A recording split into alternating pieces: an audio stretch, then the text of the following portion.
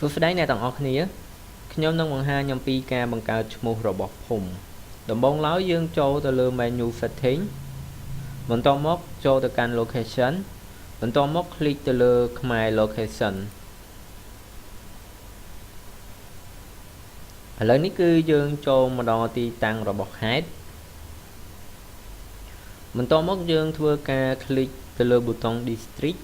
ដើម្បីចូលទៅកាន់ទីតាំងរបស់ស្រុកឥឡូវនេះគឺយើងបានចូលមកដល់ទីតាំងរបស់ស្រុកហើយបន្ទាប់មកយើងធ្វើការ click ទៅលើប៊ូតុង commune ដើម្បីចូលទៅកាន់ទីតាំងរបស់ឃុំ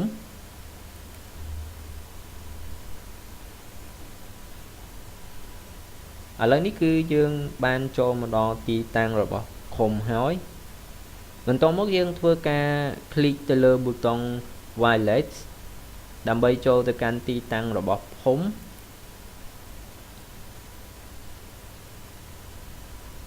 ឥឡូវនេះគឺយើងបានចូលមកដល់ទីតាំងរបស់ភូមិហើយបន្ទាប់មកយើងធ្វើការ click ទៅលើប៊ូតុង add new ដែលនៅខាងស្ដាំដៃ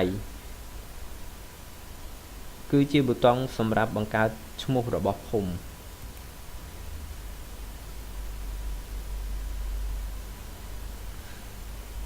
បន្ទាប់មកវានឹងចេញប្រអប់ដើម្បីឲ្យយើងធ្វើការបញ្ចូលព័ត៌មានរបស់ទីតាំងរបស់ភូមិ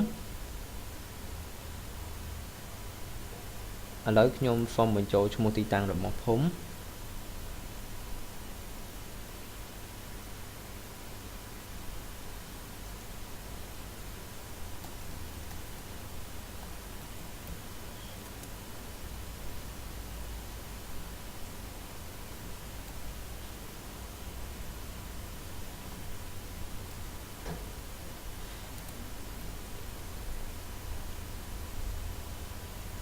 បន្ទាប់មកយើងធ្វើការបញ្ចូលឈ្មោះទីតាំងរបស់ភូមិជាអក្សរខ្មែរ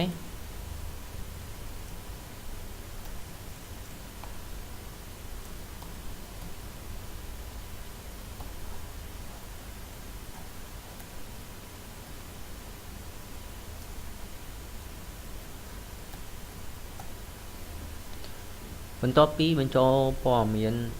ឈ្មោះរបស់ភូមិរួចហើយខ្ញុំធ្វើការ click ទៅលើប៊ូតុង add new